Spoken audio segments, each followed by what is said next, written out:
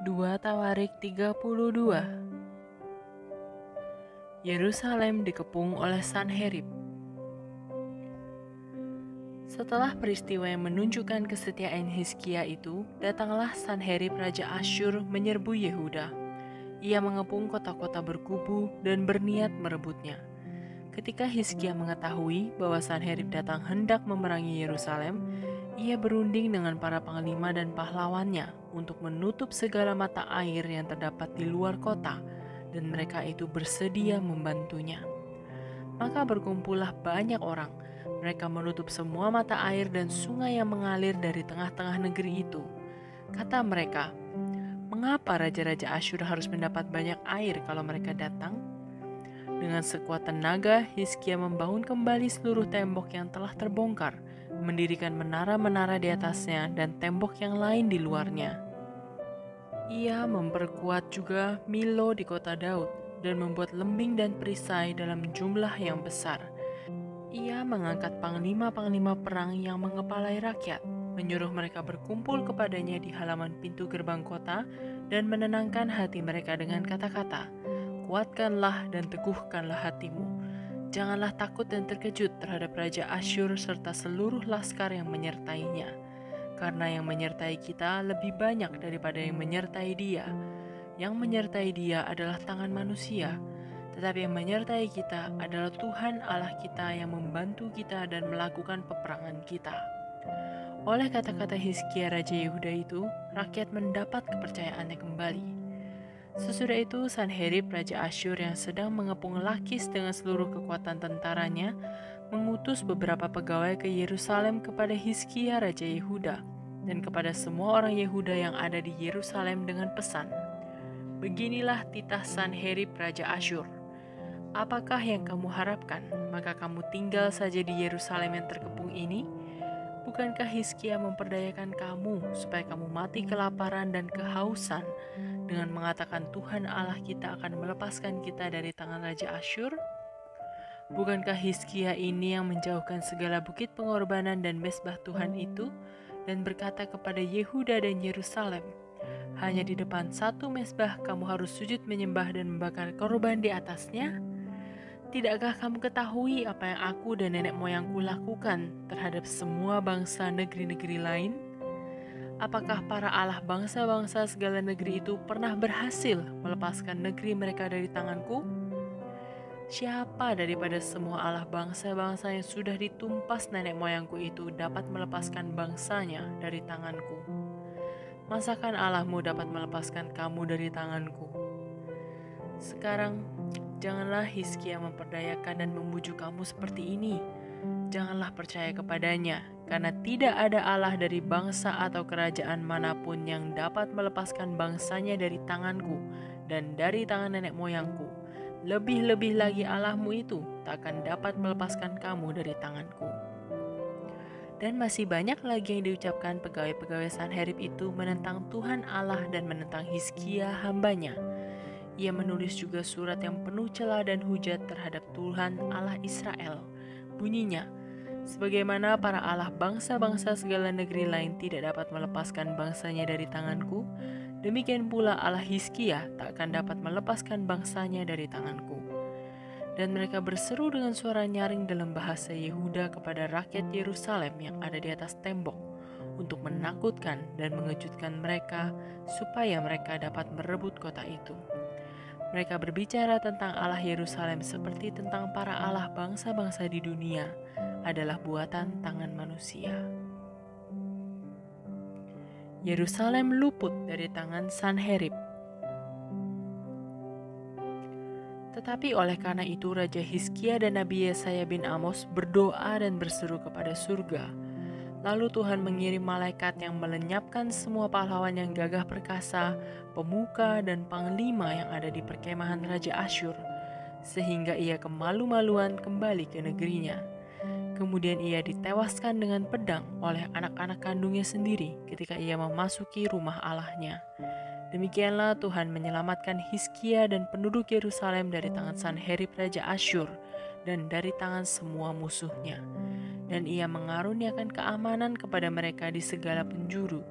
banyak orang membawa persembahan ke Yerusalem untuk Tuhan dan barang-barang berharga untuk Hizkia Raja Yehuda itu.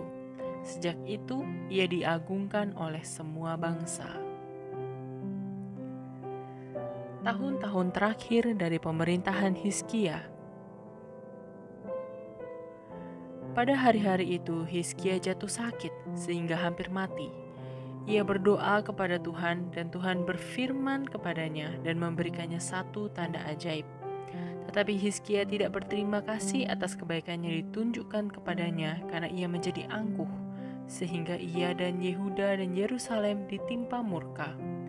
Tetapi ia sadar akan keangkuhannya itu dan merendahkan diri bersama-sama dengan penduduk Yerusalem, sehingga murka Tuhan tidak menimpa mereka pada zaman Hizkia. Hizkia mendapat kekayaan dan kemuliaan yang sangat besar. Ia membuat perbendaharaan untuk emas, perak, batu permata yang mahal-mahal, rempah-rempah, perisai-perisai, dan segala macam barang yang indah-indah, juga tempat perbekalan untuk hasil gandum, untuk anggur dan minyak, dan kandang-kandang untuk berbagai jenis hewan besar dan kandang-kandang untuk kawanan kambing domba. Ia mendirikan kota-kota, memperoleh banyak kambing domba dan lembu sapi, karena Allah mengaruniakan dia harta milik yang amat besar. Hizkia ini juga telah membendung aliran Gihon di sebelah hulu dan menyalurkannya ke hilir ke sebelah barat ke kota Daud. Hizkia berhasil dalam segala usahanya. Demikianlah juga ketika utusan-utusan raja-raja Babel datang kepadanya untuk menanyakan tentang tanda ajaib yang telah terjadi di negeri. Ketika itu Allah meninggalkan dia untuk mencobainya, supaya diketahui segala isi hatinya.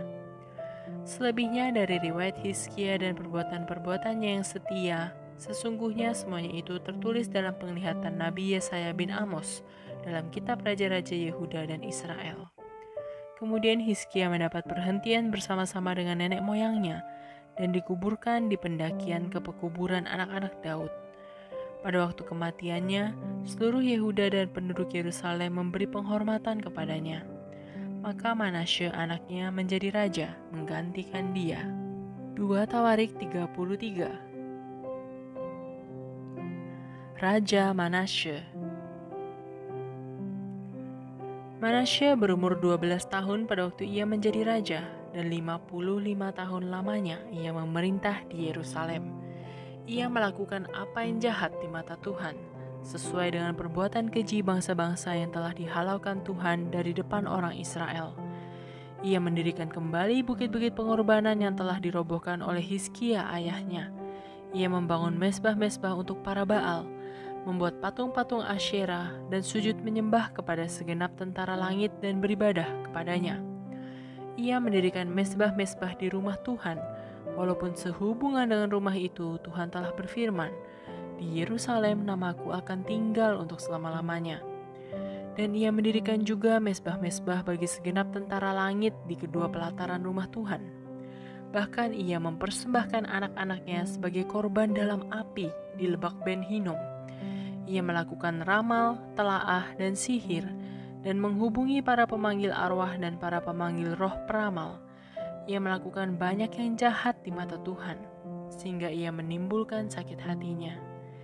Ia menaruh juga patung berhala yang telah dibuatnya dalam rumah Allah, walaupun Allah telah berfirman kepada Daud dan kepada Salomo anaknya, "Dalam rumah ini dan di Yerusalem yang telah kupilih dari antara segala suku Israel, Aku akan menaruh namaku untuk selama-lamanya. Aku tidak akan membuat pula orang Israel berjejak keluar dari tanah yang telah kutentukan untuk nenek moyangmu. Asal saja mereka melakukan dengan setia segala yang telah kuperintahkan kepada mereka dengan perantaraan Musa, yakni segala hukum, ketetapan, dan peraturan." Tetapi Manasye menyesatkan Yehuda dan penduduk Yerusalem, sehingga mereka melakukan yang jahat lebih daripada bangsa-bangsa yang telah dipunahkan Tuhan dari depan orang Israel. Kemudian berfirmanlah Tuhan kepada Manasye dan rakyatnya, tetapi mereka tidak menghiraukannya. Oleh sebab itu Tuhan mendatangkan kepada mereka panglima-panglima tentara Raja Asyur yang menangkap Manasye dengan kaitan, membelenggunya dengan rantai tembaga, dan membawanya ke Babel. Dalam keadaan yang terdesak ini, ia berusaha melunakkan hati Tuhan Allahnya. Ia sangat merendahkan diri di hadapan Allah nenek moyangnya dan berdoa kepadanya. Maka Tuhan mengabulkan doanya dan mendengarkan permohonannya. Ia membawanya kembali ke Yerusalem dan memulihkan kedudukannya sebagai raja. Dan Manasya mengakui bahwa Tuhan itu Allah. Kemudian ia mendirikan tembok luar pada kota Daud di sebelah barat Gihon di lembah sampai dekat pintu gerbang ikan mengelilingi Ofel. Tembok itu dibuatnya sangat tinggi. Ia menempatkan juga panglima-panglima perang di tiap kota kubu di Yehuda. Ia menjauhkan allah-allah asing dan berhala dari rumah Tuhan, juga segala mezbah yang didirikannya di atas gunung rumah Tuhan dan di Yerusalem, dan membuangnya keluar kota. Ia menegakkan kembali mezbah Tuhan, mempersembahkan korban keselamatan dan korban syukur di atasnya, menyerukan kepada Yehuda untuk beribadah kepada Tuhan Allah Israel. Walaupun demikian, rakyat masih mempersembahkan korban di bukit-bukit pengorbanan, tetapi hanya kepada Tuhan Allah mereka. Selebihnya dari riwayat Manasye, doanya kepada Allahnya dan ucapan-ucapan para pelihat yang berkata-kata kepadanya dengan nama Tuhan Allah Israel, sesungguhnya semuanya itu terdapat dalam riwayat raja-raja Israel. Doanya dan pengabulan doanya, segala dosa dan ketidaksetiaannya, semua tempat di mana ia telah membangun bukit-bukit pengorbanan serta mendirikan tiang-tiang berhala dan patung-patung sebelum ia merendahkan diri, sesungguhnya semuanya itu tertulis dalam riwayat para pelihat. Kemudian Manasye mendapat perhentian bersama-sama dengan nenek moyangnya, dan ia dikuburkan di dalam istananya. Maka Amon anaknya menjadi raja menggantikan dia. Raja Amon. Amon berumur 22 tahun pada waktu ia menjadi raja, dan 2 tahun lamanya ia memerintah di Yerusalem. Ia melakukan apa yang jahat di mata Tuhan, seperti yang telah dilakukan Manasye ayahnya. Amon mempersembahkan korban kepada segala patung yang dibuat Manasye ayahnya, dan beribadah kepada patung-patung itu. Tetapi ia tidak merendahkan diri di hadapan Tuhan seperti Manasye ayahnya merendahkan diri. Malah Amon makin banyak kesalahannya.